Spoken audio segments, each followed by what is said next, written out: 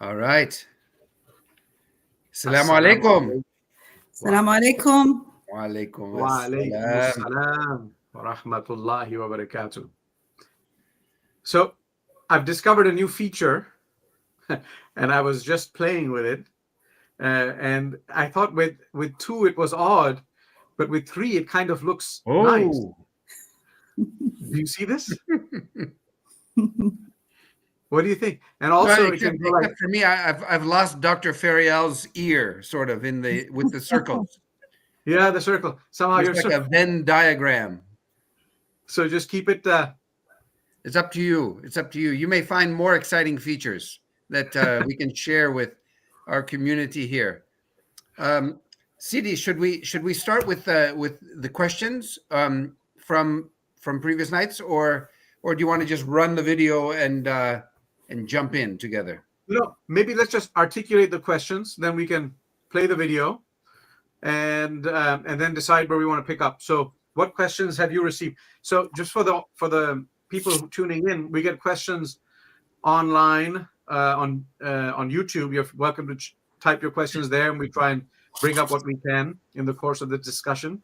But also we have friends and colleagues who text us offline after the fact, or that we can't address during any particular evening. And so I get some questions like that, and I've got a couple, and I know Dr. Timothy, you have, maybe Dr. Feryal as well. So let's articulate those, and then we can start formally. What do you got? Okay, so one dear brother would like for us to spend a little time discussing this paradox between God's omnipotence and God's decree, God's all-determining power, and human choice and human responsibility for that choosing. So it's kind of a free will versus predestination sort of question. And as we were chatting before we went live tonight, that's a no one has really solved that, let's say, because it really truly is a paradox and a mystery, because we have to affirm both. But I know Dr. Feryal, in her studied wisdom, has some light to shed on this question. Okay, so that's one question. Another question I've received was, when this is from a friend of mine here in South Bend. One question he asked was about the mushrikun not being allowed to enter the haram, the sacred precinct of the Kaaba, after this year, ba'da amihim haza. And then he asked, why does this also apply to all non-Muslims, even peoples of the book? So that was one question he had. The other question he had was, actually was directed to Dr. Feryal after your first night. And he asked it this way. He said, when you hear the Qur'an, does it sound as if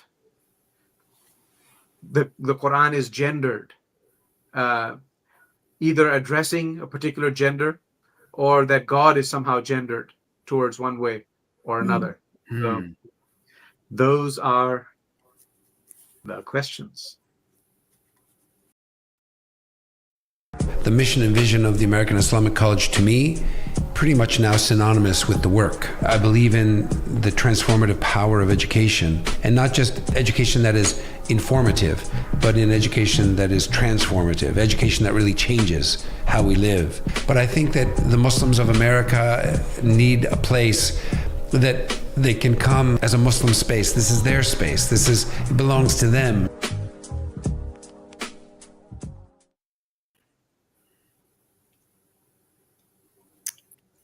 All right, Bismillahir Rahmanir Rahim. Dr. Feryal, I would love for you to start with that last question. I'd love to hear what you have to think about that. Yeah, so these are some tough questions. So Arabic, like classical languages, other classical languages like Greek and Hebrew, uses the masculine when addressing the whole. Now, the Qur'an, to be clear that this is not addressing simply men, in various places will make an exception to this grammatical rule and will specifically say believing men, believing women, worshipful men, worshipful women, fasting men, fasting women, even though grammatically it's not necessary. Now, the way we hear and listen to things really is also a projection of what we have within us and how we understand the person, the one who is speaking. So if I am hearing a quote from somebody, say, who is very close and dear to me, I will understand that person's words based on what I know about that person. If I know somebody to be a person who is kind and generous, certain statements or certain ways of their speaking will be my way of understanding what they're saying will be informed by how I understand or perceive the speaker. So for believing women, as a believing woman, when I hear the Qur'an, I am fully confident and certain that God regards men and women equally. And so when I hear the Qur'an in Arabic, I hear that in what is recited, even in specific verses that may be using that grammatical way of speaking, the masculine, as a woman who has a woman-centric or woman-positive understanding of how Allah regards us as believing women. I see that as non-gendered in these things. And for me also, the greatest evidence of this equality is taklif. So taklif is accountability. This is accountability in fiqh, accountability in Islamic law. And whenever you study fiqh, the first thing is for one to be accountable, they have to be Muslim, baligh, aqil. So they have to be Muslim. So someone who's not Muslim is not held accountable for not fasting in Ramadan, for example. They have to be baligh, so they have to have reached the age of puberty. And the reason for that is that if their intellects have not fully matured, God would be unjust to judge them in the same way as an adult would be judged. And third is aqil. They have to be of sound mind. So the very fact that men and women, Muslim men and women, have the exact same standards of taklif, of accountability, is in and of itself, if we believe that God is just and fair, this is in and of itself evidence of women's equality in front of God with men as full human souls who are just as intelligent, who are just as spiritual, just as capable, and have equal capacity of spiritual connection with God. Otherwise, God would be unjust to have the same rules for men and women if women were less in their spiritual capabilities or intellectual capabilities as men. So as someone who sees God's words and God's teachings as being one that is really positive and centers the experience of women in Islam, when I read the Qur'an, I don't read it as gendered. I think some of the issues with the way gender is used in scriptures is a modern phenomenon. And without us realizing, we're influenced in some ways. Our conversations, our discussions, our frameworks tend to be influenced with some of the debates happening within Christianity.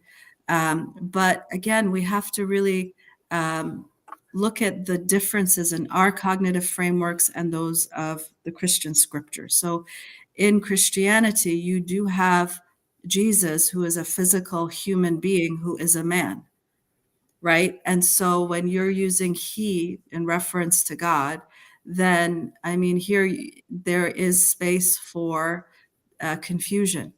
There is space for difference. Well, maybe God is a he, and maybe women don't have equal status, etc.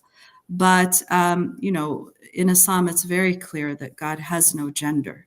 And when the word huwa is used, this is simply a form of neutrality, in that he could mean actual he in Arabic, or he could be used as a neutral term in reference to a neutral being. Since God has no form, God is not limited by space, time, he is certainly genderless. So that isn't a problem that we have. And speaking of pronouns, a lot of the debate that is happening also within Christian contexts is the use of pronouns, and accepting what people want to be called in their pronouns. In the Muslim scripture, God is saying, my pronouns are he, him, his. And for me to be one that really has a sound and positive connection to God, I accept the way God refers to himself in the Qur'an, without then saying, well, I need to reframe these pronouns because this is what we are, what people are debating today. And I think just to add to that, that's a beautiful response. And just to add to that, in Arabic, linguistically, there is no neuter. There is only male and female. So chair is masculine and table is feminine. And so everything in nature, everything has a linguistic assignment. And so I also see that the he-ness of God is a linguistic assignment. And but we also understand that there's Laysa kamithlihi shay. There's nothing like unto God, and so that we're not talking about a gendered being. And I think that even the simplest believer understands that about God, that God is beyond gender, God is beyond all thought and imagining, and even what we think we know about God really pales in comparison to what God actually is.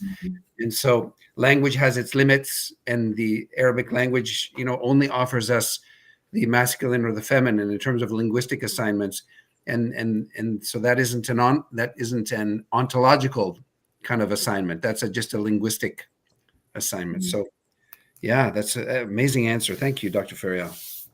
Yeah, terrific. Thank you. Thanks to both of you. Where do you want to go next? Do you want to do one of the questions? My preference is the text, but I know. Let's. Why don't we take a minute just to ponder the mystery, the paradox of free will versus God's decree and determinism, and then we'll plunge into the 14th juz'a, right? Which is Surah Al-Hijr. That sounds good. But as we take a minute for that, I'm going to suggest that if we do take that minute, we are predestined to go longer than the minute.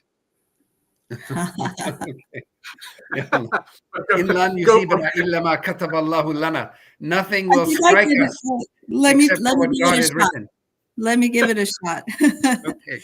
So to be able to answer this question, this is where the attributes of God become a necessity, the sifatullah. So the Mu'tazilites rejected that God has sifat, that he just has his essence.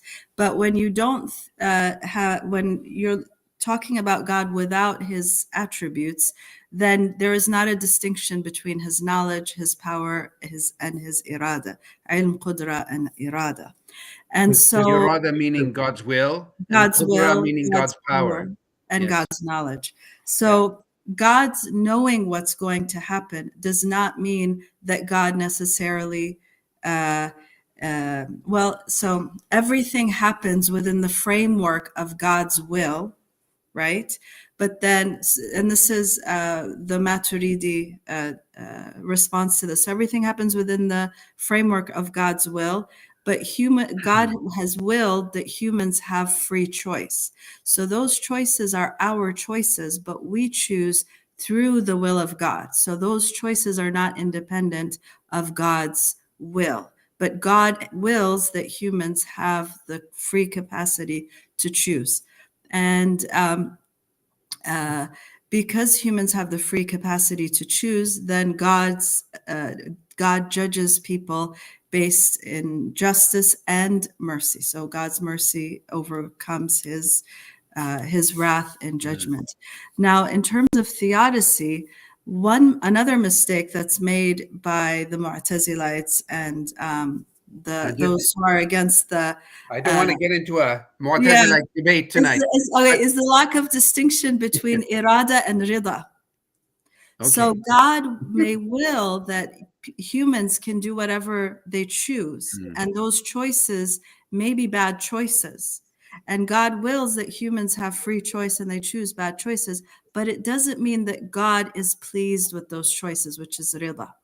So again, the Maturidis and the later Ash'aris, again, when we talk about Ash'aris, we want to distinguish between the Mutaqaddimin, the ones who followed the Juwaynian model, and they're based in North Africa and in those areas, and the Mutaakhirin, who follow the Ghazali and Razian models and who are in the Ottoman lands, Central Asia, and subcontinent before the 1850s.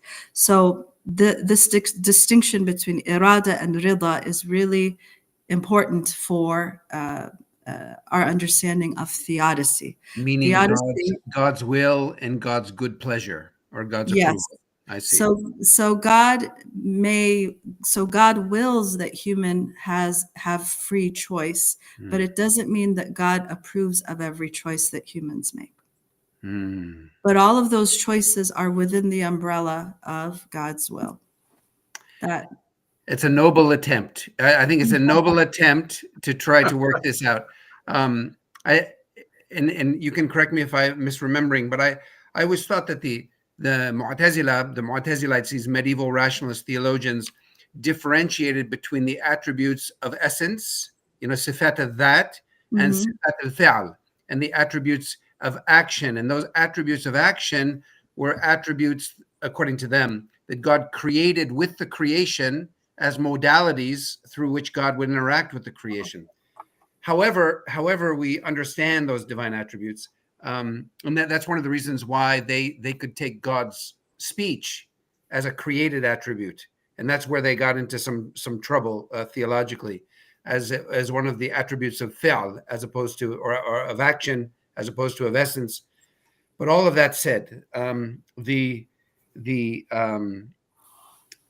question is a difficult one, and Muslims have slugged this out, let's say, and have taken sides, all of which are citing Quranic verses to defend their points. But I think that for a simple guy like me, I think I think I just have to accept the fact that one, God's in control somehow, some way, that God's decree is real, and God's providence, as sometimes we say in English, is real.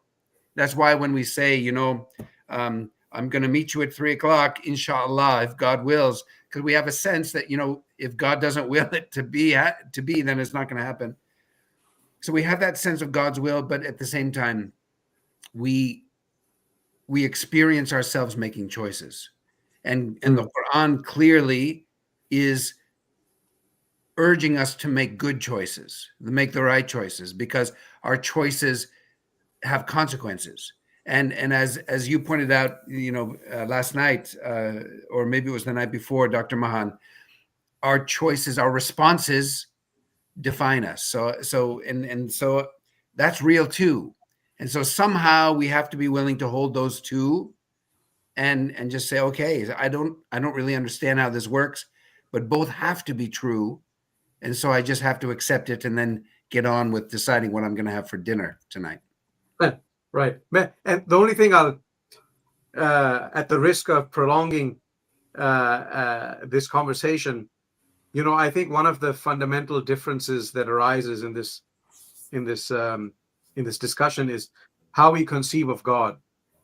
If we conceive of God as through rational categories, right, that takes us in certain directions, like the first principles of reason, that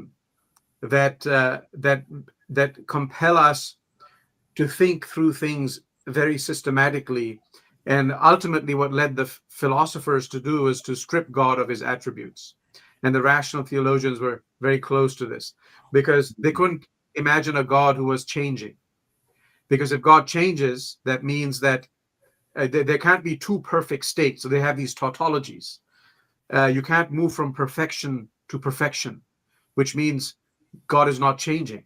And that there's all kinds of implications when you enter into this kind of reasoning about the divine. The other conception of God, as opposed to a rational conception, is a personal conception, where God is a relational being who is with you and who hears you and who responds to you and who speaks and who commands and who's governing. And there's a very different kind of conception of God. And what the Qur'an does is it speaks more of the personal God without necessarily, and it does offer us some anthropomorphic categories. By anthropomorphic, we mean, giving human attributes to God, like he sits on a throne, right? Or he has hands and a face. But then all of that is open to interpretation, right? And ultimately, my feeling is that this is part of the ambiguities that we were told not try to not to fix. Remember in 3:7, but what theologians do is they try to fix it, right, and put it in a box. But ultimately, there's some inner light. God is the light of the heavens and the earth that helps us reconcile and live in the tension and live lives of virtue and piety. And we're able to see something that is ineffable, but that gives us a certainty, but that is untranslatable into discursive axioms and syllogisms and modes of reasoning that we try to put on paper and express through our tongues. So okay, so I'm trying to receive all of that, Mahan. And so are we free or are we not? Well, see, yeah, it's again bringing it back to the same, binary box. Okay. But if you go out of that, right? This is the philosophical frame. I don't think it's philosophically ever going to say. This is why we've been talking about it for millennia. We're going to continue 1,400 years and going. Yeah, and remember Al-Ghazali, he ultimately escaped this box by saying it's a light. You're not going to argue your way out through this. You're going to only taste it and experience it. Yeah. Yeah. Okay. I'm tempted to go further, but I'm going to restrain myself. It's Ramadan. It's a month of restraint. Yes. Restraint. Yes. I'm going to start us off then just with the first few verses of Al-Hijr. Okay. And then I'll pose a question, but then you can take it wherever you like, if that's okay. Yeah. So it's a beautiful, beginning. This is still a thread of early Meccan surahs, which are, speaking to the Prophet's kind of earlier revelation. The verses are fast-paced, rhythmic, and quick. And so, in the name of God, most compassionate, most merciful. Alif Lam Ra. We haven't spoken about these letters. You love that. I know you do. But we haven't spoken about these. But the Quran, certain surahs, not all of them, begin with these. It's called huruf muqatta'at. These kind of letters that are undefined, and there's been speculation on what they mean, but most people would say that we don't know what they mean. We just recite them. These are the verses of the scripture, a Quran that makes things clear. The disbelievers may well come to wish that they had submitted to God's will. So, Prophet, leave them to eat and enjoy themselves. Let false hopes distract them. They will come to know. Never have we destroyed a community that did not have a set time. no community can bring its time forward nor delay it. They say, receiver of this Qur'an, addressing the Prophet, you're mad. You're definitely mad or possessed. Why do you not bring us angels if you're telling the truth? But we sent down the angels only to bring justice, and then these people will not be reprieved. We have sent down the Qur'an ourselves, and we ourselves will guard it. Yeah. Even before you, Prophet, we sent messengers among the various communities of old. And here's my question. But they mocked every single messenger that came to them. In this way, we make the message slip through the hearts of the sinners or the evildoers. And so my question is, what does this say about the human condition? That clear signs come, but never came a messenger to them, but they mocked him. Yeah. This is a huge statement. Yeah. And it reverberates, throughout scripture and even throughout reggae music. Bob Marley asked the same question. Why must they always kill our prophets while we stand aside and look? There's this sense that, and this to me confirms this idea that the prophets don't come to pat us on the back and say, hey, you guys are doing great. And God has sent me just to congratulate you and to the prophets come to interrupt. And that's why I've often thought of Ramadan as the month of the Qur'an, as not a month of stillness and peace, but a month when God stirs things up. Because when revelation comes, it's conflict. Because we're being told again, and like all the Hebrew prophets, they were sent when the people were betraying the covenant, betraying their promises and their obligations to God. The prophets come to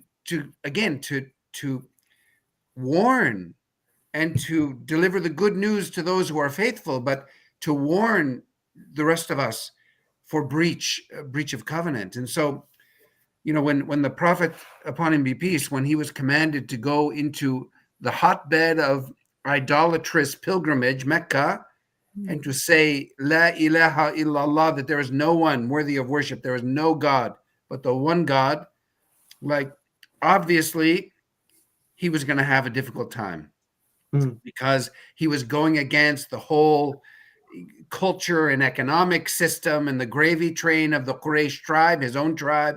So he knew that it was gonna be rough, and that's just what prophecy is, and that's why when we talk about people who are being prophetic, right? They're not cheerleaders. They're challenging, right? In a obviously in a heroic and courageous and noble way, but they're challenging the misdirection of power in the world. But yeah, it's powerful. It's a powerful statement.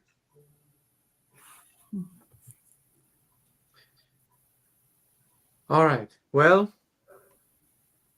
I can. That was very, very helpful. It raises even more questions about today and the idea of the prophetic voice. Amidst all of this, where are the prophetic voices, and which side are we on? Are we heeding those voices? Are we those voices, or are we kind of, Yeah, and the one thing about our study of the prophets that we know something about, including the Prophet Muhammad, upon them all be peace, is the classy way in which they challenged, right? It wasn't, they didn't challenge with cheap shots, and they didn't try to cut people down, but there was this sense of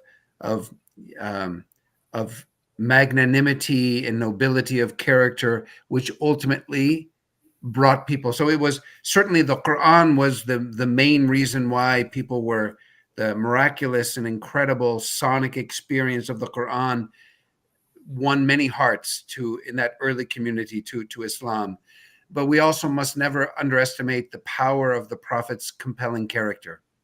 And the fact that he even had the audacity of praying for people who were being very belligerent and being very unmannerly in his presence, and they eventually came to Islam.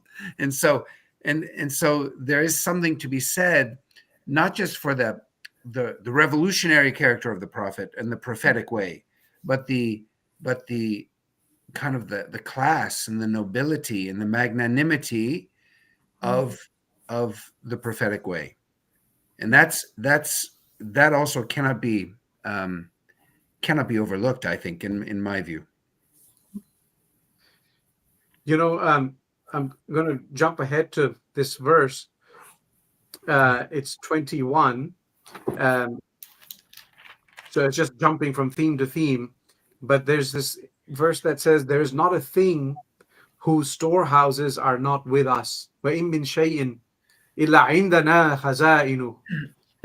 Basically, God's treasures are inexhaustible, and we sent down thereof in due and ascertainable measures, according to well-defined measure.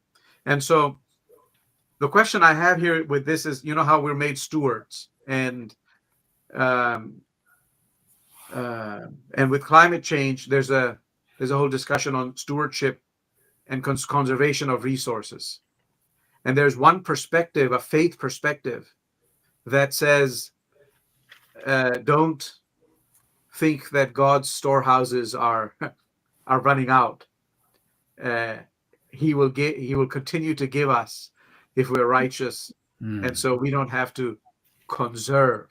We should have faith in God's abundant bounty and the boundlessness of his storehouses. How do you deal with these types of interpretations? I mean, I think it's qualified by the Sunnah. So we'd look at a verse and see if there's something in the example of the Prophet or the teachings of the Prophet that would give us context to this verse. Because as you said, Mahan, we can interpret it in any way we want. We could interpret it this way or that way. The Prophet Muhammad is known to have been conservative in the way he used water. And he reminded his companions not to waste water, even if you're on a flowing river. And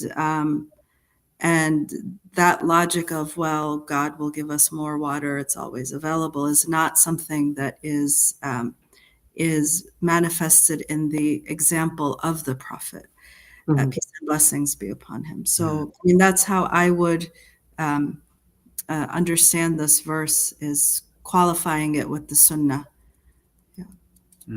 Right. So even though it's basically not consequentialist reasoning would be, well, we can consume because there are no consequences, because God has abundance, or we should not consume because the consequences of that is we're exhausting the resources of the earth. But the Prophet's character was not consequential, but what's in ethics is called deontological, that it's our duty to be virtuous is not to be wasteful.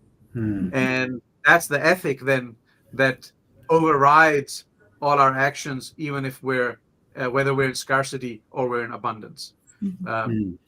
Something like that. That's a very nice explanation.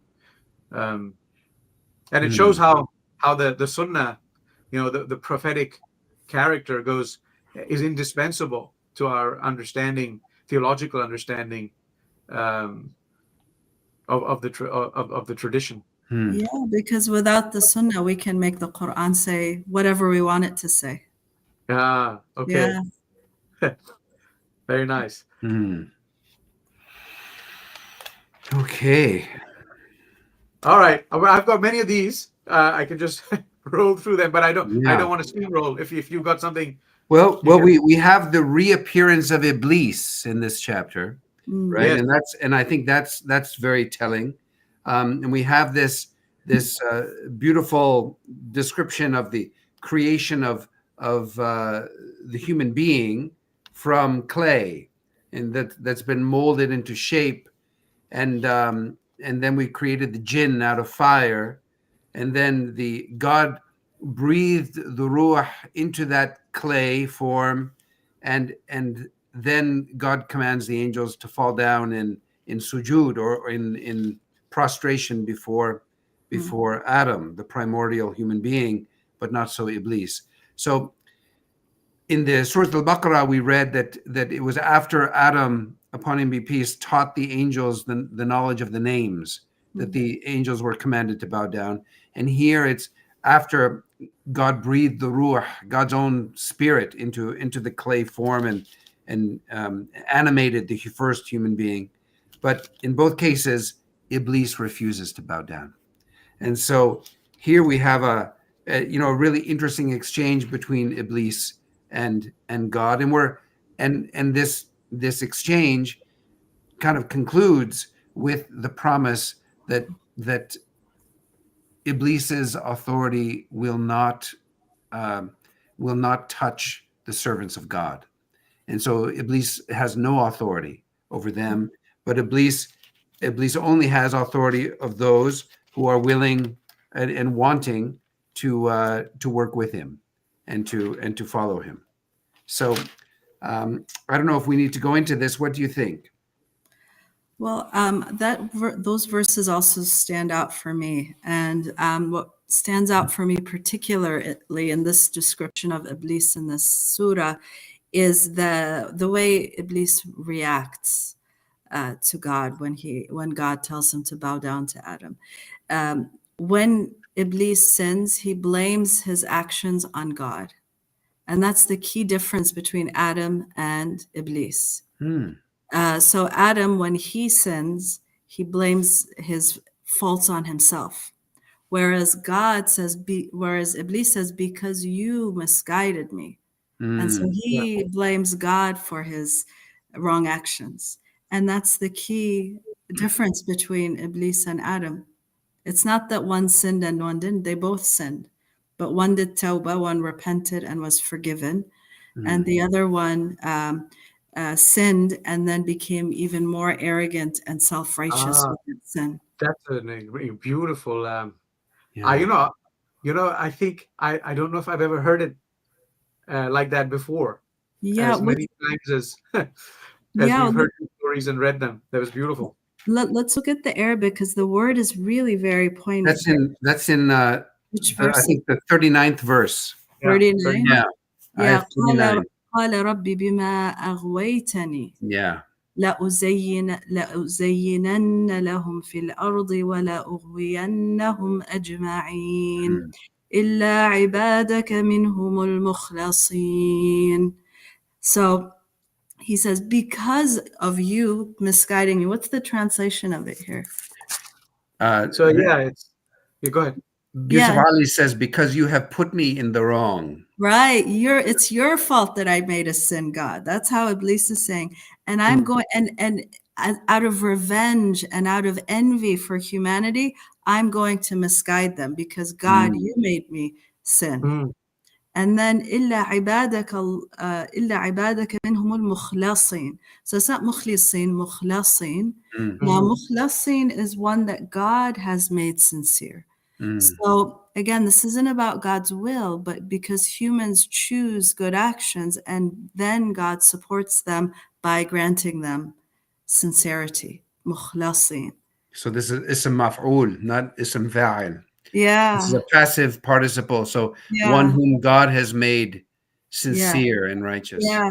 And here in the Arabic Qur'an, it also says like there's a la there, so you can't stop on the verse. So قال ربي بما أغويتني لأزينن لهم في الأرض ولأغوينهم أجمعين إلا عبادك منهم المخلصين.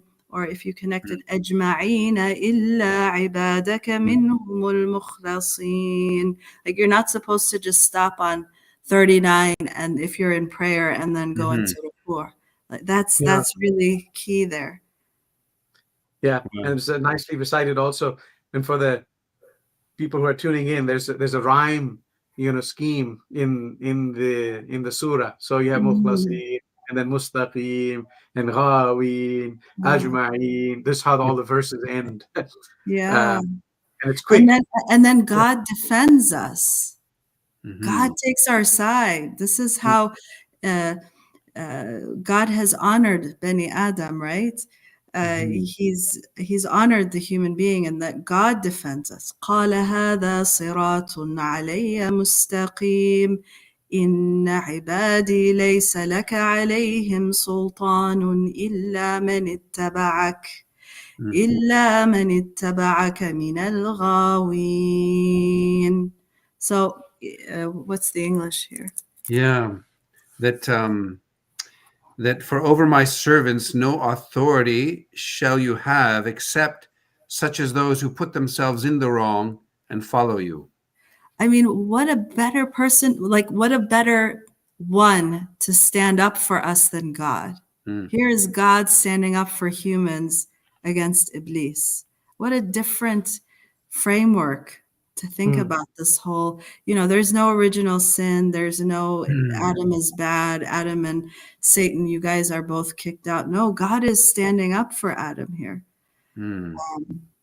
Yeah, and you can't read this except feel like the intense love that God has for humanity. Yeah, and the the sort of the irrational fear of Satan kind of falls away, right?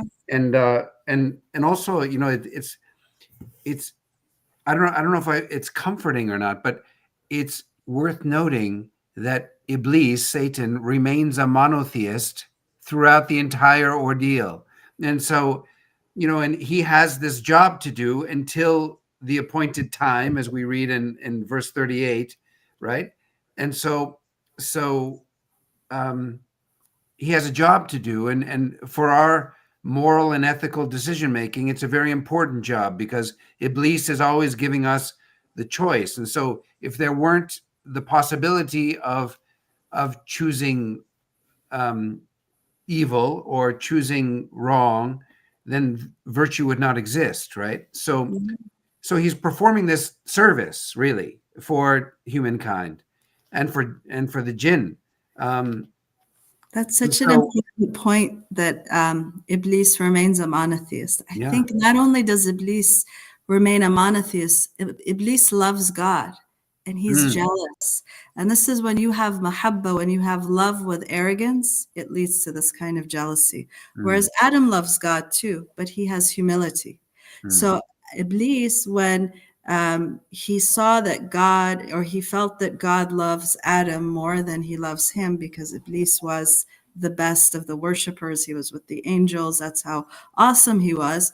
And so when he sensed that God loved Adam more than him, he became envious and jealous. And so this is a lesson for us too, that love is a double-edged sword.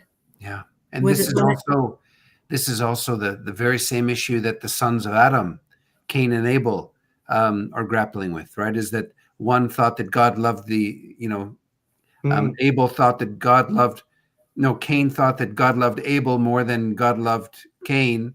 And so that led to the first homicide. And in that beautiful passage that we read several nights ago. Wow. Yeah. Farid ad-Din al-Attar, in his Conference of the Birds, uses some poetic license in the way he interprets this. And so again, it needs to be read not as literalists. Today, a lot of us, we just take things very literally.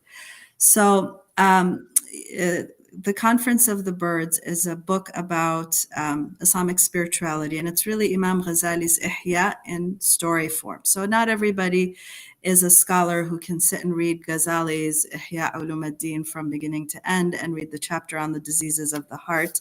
So within the same century and within the same region, Attar comes along and he writes the same principles and teachings of Ghazali as a story. So the story begins with these birds who want to take on this path to God, and they're all excited to go on this path, except each bird has an excuse, and each of those excuses represent a disease of the heart. One of those diseases is that of the peacock. So the peacock is one who gets, so in traditional Islamic gardens, you have roses and pomegranates, but you also have peacocks in the garden. That's a part of the garden. So the peacock becomes attached to the garden and forgets about the king or the owner of the house and doesn't go inside because they're so attached to the garden. And so the way this book is structured is the peacock will give you their excuse. The hoopoe, who represents the sheikh or the sheikha, will give a response to this disease, and then there will be a story. So the story of Adam is that the way Attar frames it is that Adam became attached to the garden. And so God took him out of the garden because he loved him, so that Adam's heart would become reattached to God. And then the lesson here that Attar is conveying is that sometimes God takes away certain things that we become attached to in order to recalibrate our hearts, when those attachments start to cloud our hearts and to distract us from the one and only love in this world, which is the love of God. Wow, that's a beautiful thought. Yeah, this is one of my favorite parts of the book. Yeah. Okay, I'm feeling Dr. Mahan's tension because we're straying from the text. No. This Yes. is coming out. This is coming out from the text and from the story of Adam, and I just love all of this exfoliation, and some of it I've just never encountered in this way explained. So I'm really deeply appreciative. And you know how the section ends here on Adam is this incredible couplet, verses 49 and 50. Nabbi ibadi anni ana al-ghafurur rahim wa anna adhabi huwa al-azabul alim. Like, Prophet, tell my servants that I am the forgiving, the merciful, but my torment is the truly painful one. And so the two, the yin and the yang, or the Jamal and the Jalal, is just What is that? Khawf and raja, fear and hope. Fear and raja. Yeah, fear, hope and fear. It's just juxtaposed here at the end of this section so beautifully. Even Allah's punishment is a mercy. Even in Allah's punishment is a mercy. Imagine all these people who've been oppressed. Imagine all these people who've been through all sorts of tyrannies and dictatorships. Imagine if there was no hell and there was no accountability on the day of judgment. How would those people believe in God? I mean, there were many people who after great tragedies lose their faith because they think, how can God be just and fair and allow this to happen to us? So without a hell, heaven makes no sense. Without khawf, you won't have raja. So even when Allah is telling us about his ghadab in the Qur'an, it is from his mahabba and his rahmah. Everything here. Translate English.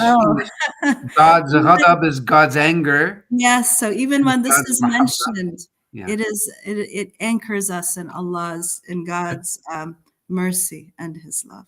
Okay. Preach, sister. I'm glad Dr. Timothy caught that, because I was like Adam in the garden with you. I forgot the audience. I was just absorbed in your explanation. I'm mindful of the clock. We've missed. We've gained so much, but we missed. Abraham and his encounter here with the angels. Yes. His guest his guest with Ibrahim alayhi salam. Yeah. Yes. But we probably don't have time to discuss a key portion of that, where he offers, haulai banati in kuntum fa'ilin. I think that's that's Lot. That's Lot. That's Lut in Surah Al-Hajj. Some interpreters don't take this literally. Banati could be the women of my community, because he's a prophet. They're all his daughters. That's fine. but he's still offering them, and it's which obviously means he has authority over them. A lot of questions come to mind in terms of how how consent works at that time, and what this all means. But we we don't have. I don't know if we can go into that. Let me just mention a couple of other themes and see if we want to do any of this. In Surah An-Nahl, of course, you have this complaint which we've seen before, but we didn't reflect on that. The people, when they received the prophets, they would say these are asatirul awwaleen, like tales of the ancients, like old myths, which is still something we say today, but we forget that we think we just say it today, and people at the time just took it at face value, but the people who were receiving revelation at that time said the same thing. And so that doesn't really distinguish us from them. There's the whole section on kun fayakun, when God says something to be, and it is. And there's the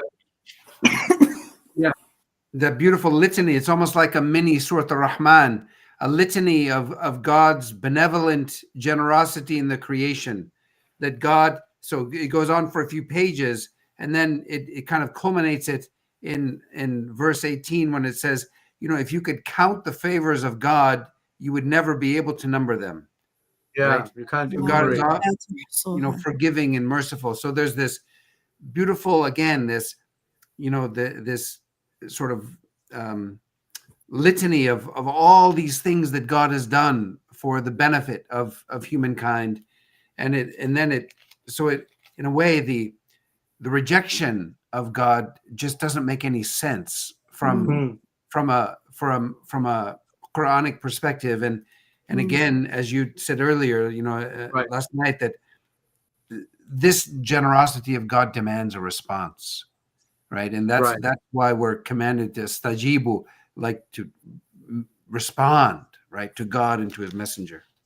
It overwhelms you, and then the Quran will say afillahi shak, like, is there then any doubt about God? Like, after overwhelming you with the revelation. So it appeals to a very inner kind of intuitive, beyond the rational, but an experiential kind of argument for God.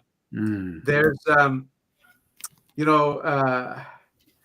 in 89, in verse 90 of this is again with Nahl, the bee. We passed over the passage where God reveals to the bee, and that's also a beautiful kind of imagery of how the bee then goes around the different flowers and produces forth this honey. And I know Dr. Ibrahim Musa, he takes that as a parable for knowledge, that interdisciplinary and way, and you travel and you take from all the sources, and then you produce like a honey of knowledge. But that parable can be worked in other ways.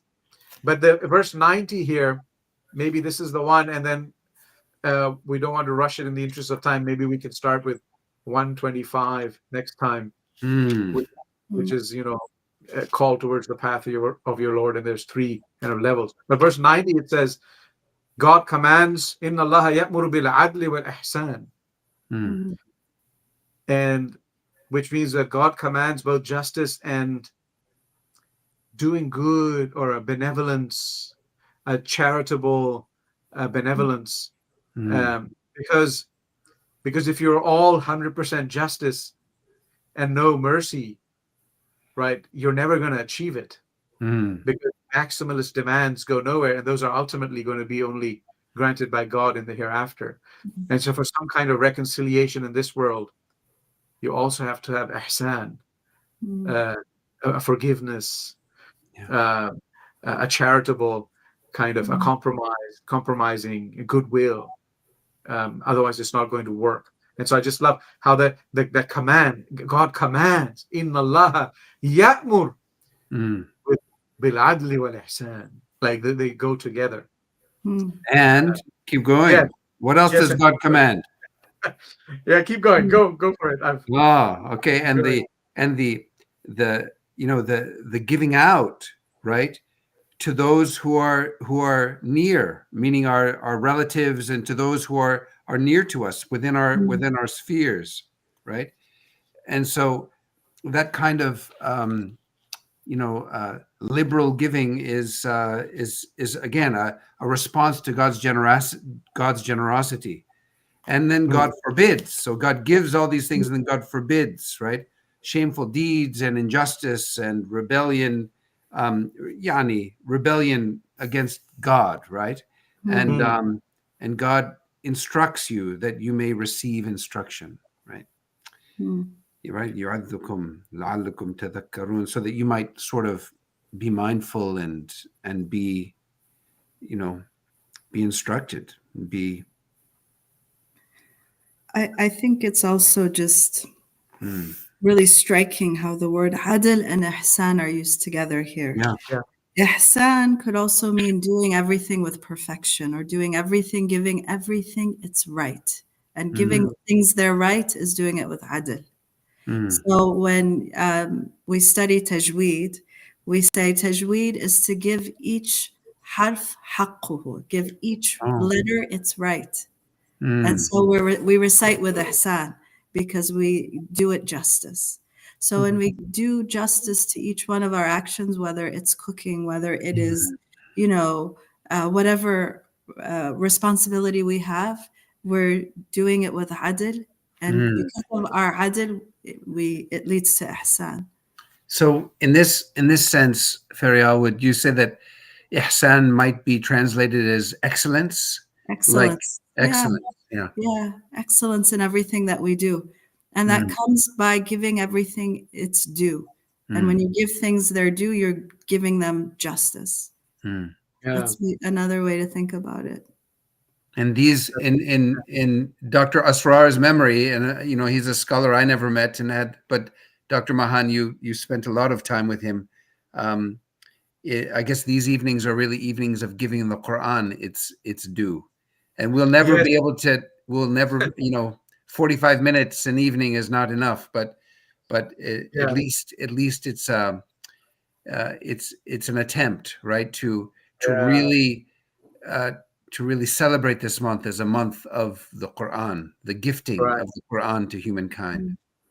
Yeah, mastata'atum. Exactly. I mean, like he would spend 4 or 5 hours every night in Ramadan during Taraweeh, before the verses are recited, line by line, the whole thing. And we'd go until deep into the night every night, and you'd have to really take time out, but it was rewarded. And I'm thinking of, oh, you who believe, ittaqullaha haqqa tuqatihi, like have revere God as he ought to be revered. And then the companions were like, well, who can do that? And so the verse comes down later on, ittaqullaha mastata'tum, like, revere to the extent him that you can. To the extent that you can. And so given the practicalities of life and all, we do what we can in this hour, and it's a real blessing. I want to close, if it's okay, with these 3 verses, 97, 98, 99 from An-Nahl. And you'll see how it takes us back to where we started today. So this is 97. 97. To whoever, male or female, here it's explicit. Man amila salihan min dhakarin aw untha. To whoever, male or female, does good deeds and has faith, we shall give them a good life and reward them according to the best of their actions. O Prophet, when you recite the Qur'an, seek God's protection from the outcast, Satan. No authority has he over those who believe and put their trust in their Lord. We could keep going. I know we want to keep going. That's where I stop. The time has come for us to bid one another farewell for another blessed night of Ramadan. Yeah, I just want to say, sorry. Go ahead, Dr. Feryal. I just want to say that's such a brilliant way to end this. And we see that in the Qur'an, God is emphasizing hope over raja, hope over khawf. So Yeah. yes, Satan is there, but don't worry, God's on your side. If you stick with God, God is going to help you. God is with you. So it's a message of hope and always love in the Qur'an. And if God is for us, who can be against? Yeah. Inshallah, may we respond as we're called to. Thank you both. Thank you, and thanks to everyone who's with us. Assalamu Thanks alaikum. for this great conversation. Thank you, Yeah. Feryal. Bye bye. Thank you. Assalamu alaikum. Assalamu alaikum. Assalamu alaikum.